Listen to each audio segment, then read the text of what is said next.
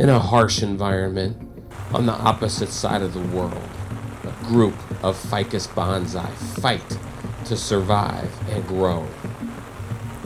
The whole idea of bonsai is to stunt their growth. Well, big problem.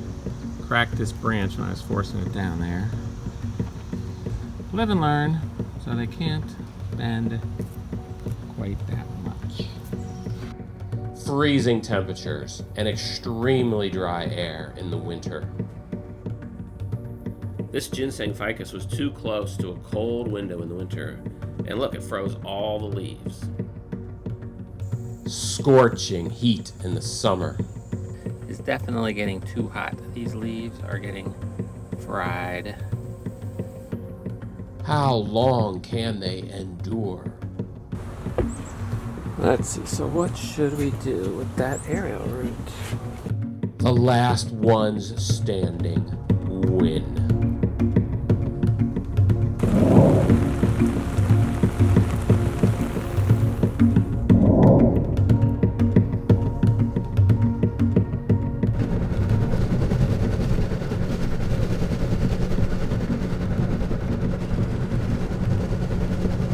Don't shoot.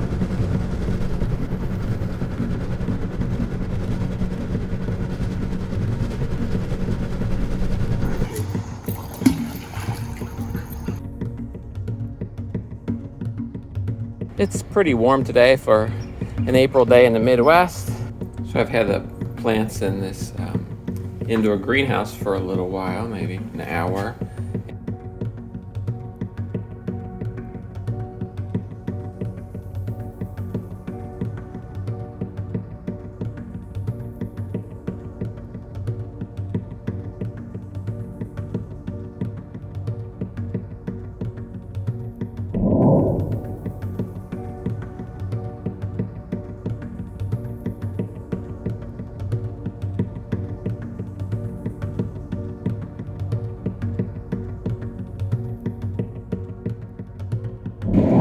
This little ficus ginseng is quite the fighter. I thought it was dead from cold exposure, but then a few buds appeared and it seems to be living. This is a ficus retusi I wired up this morning. Tried to give it kind of a more horizontal branch pattern. So I went to replace it with these, and I thought, well, I'll just wire them together and make a thicker, more complex looking trunk. So I tried that. I don't know. Let's see what that turns into.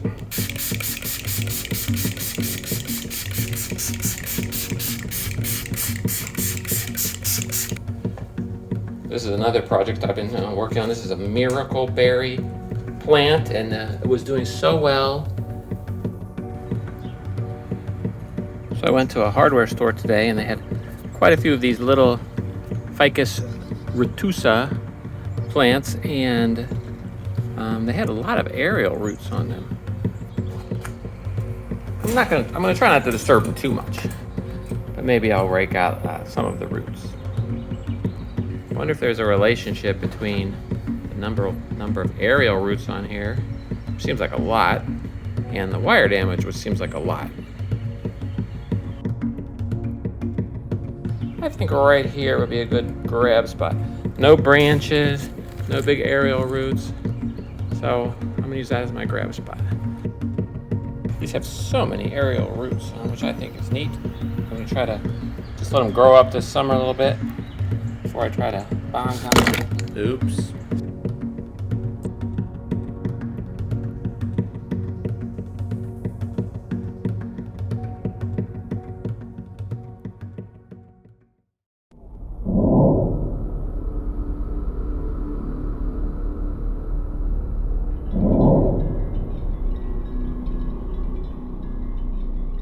This is Ginger.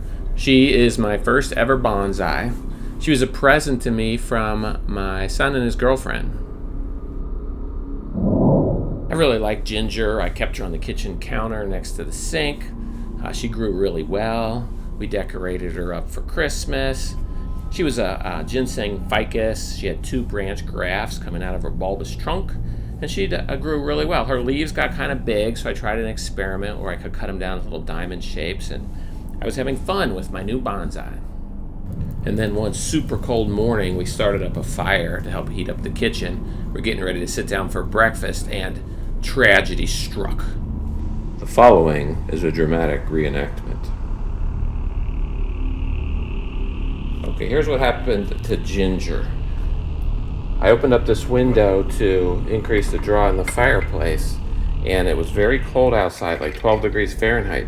This is the dramatic reenactment part. And then cold air came in and injured Ginger. Within a few hours, her leaves turned brown, and then they got wilty, and then crispy, and I thought she was dead. But I set her aside for a few weeks, and I kept watering her, and then, lo and behold, I saw a green bud forming, and I knew she was alive. So I got out my bonsai tools, and I trimmed off the dead wood, and then within a few days, the buds started growing. And I knew she was going to live. So now it's a few months later, and Ginger's looking good. She's growing some nice light green leaves, and she's looking healthy to start off our Bonsai Mini Series Day 1. The thing is, I wasn't shooting videos back then, so I had to do a dramatic reenactment to give you an idea what happened.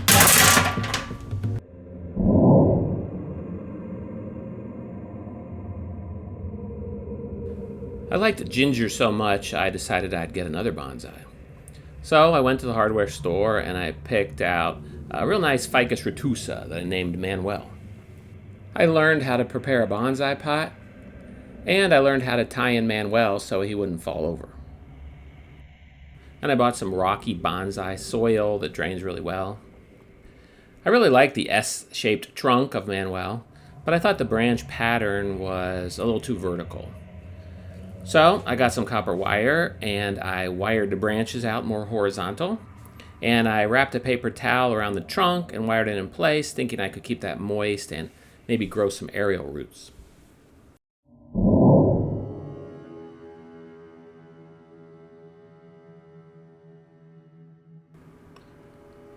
When I thought that Ginger had frozen to death, I went to the hardware store to try to find another replacement Ficus ginseng. But I couldn't find one with a nice big bulbous trunk like Ginger had, so I ended up buying two buddies that kind of had thin trunks. And so I kind of smashed them together and then wired them together to form one big, thick, complex trunk. So I found a nice, pretty red bonsai pot, and I put Buddy into the pot and wired him in place. And then I thought I would try a mixture of 50% sphagnum peat moss with 50% rocky bonsai soil, and I potted him in that. The top I thought was a little kind of broomstick-like. There were just a lot of branches coming up, and I thought maybe I would trim them up, and I just wired a few dominant ones in place to give it a more, bonsai type look to it. So I put a couple of Buddhas in the pot for good luck, and after about a month, my buddy was doing well. The wire was holding them together tight into one thick, complex trunk, and the leaves looked good. He seemed healthy. The wires were holding the branches out, and the branches all seemed to be growing nicely. So by day 1 of the mini-series, Buddy seemed to be doing great. Hello YouTube fans, sorry to interrupt. I am Tim Miller, creator of this YouTube Bonsai mini-series. If you are enjoying Bent, the Bonsai docudrama, then please take a second right now to hit the like button below, and especially the subscribe button below, and write a short comment even. It really helps us out make more episodes. Thank you so much. Now, back to the show.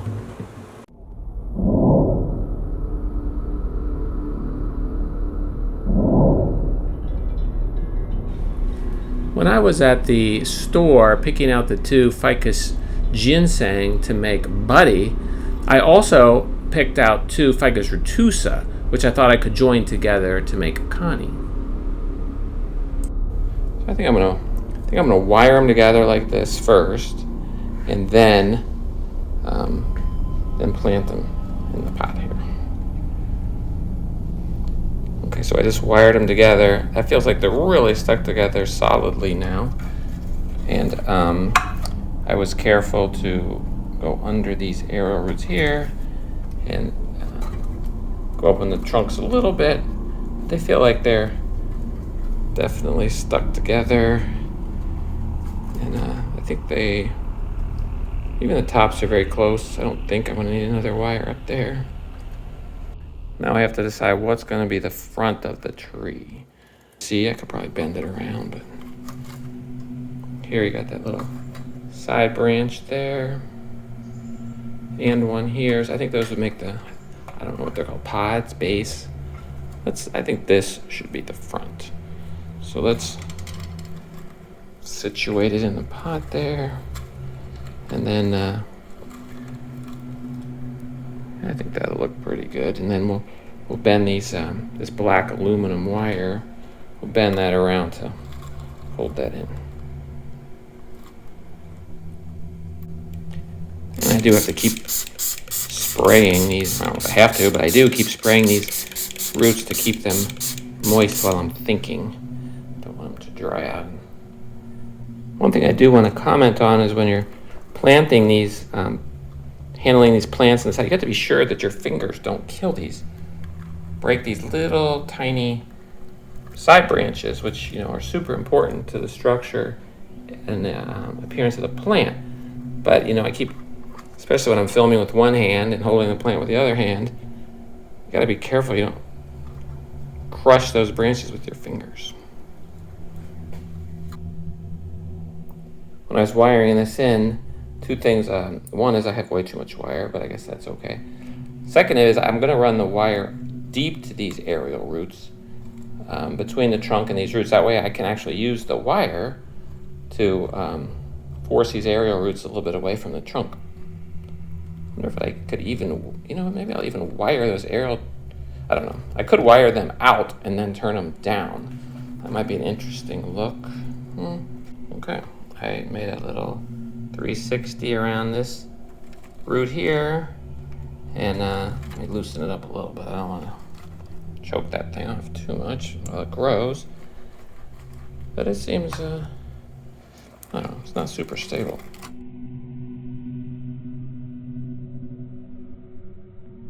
Okay, cut off the extra wire. It seems to be wired in there pretty well now. So now let's just add some of our bonsai soil. I know you can make this, but I'm kind of new to this. So I just bought this kind, which seems to work really well.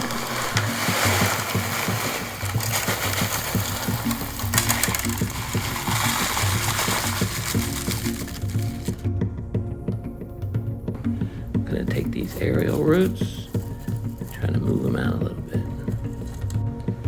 So I wrap some of that medium wire around the trunk and then around that aerial root.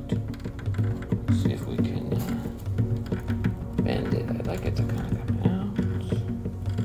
That's pretty good. And then, I need this little leftover part to mess this up. And then kind of go down, so it's a little twisty. Oh, I think that looks pretty good. Okay, so I think that looks good.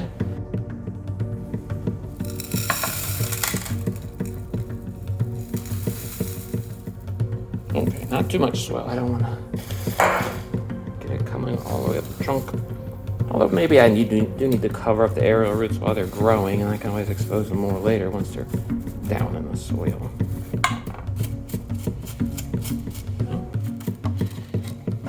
Turn around to the front. Got some little rocks in there. Let's get out of there. I don't know. See what that turns into.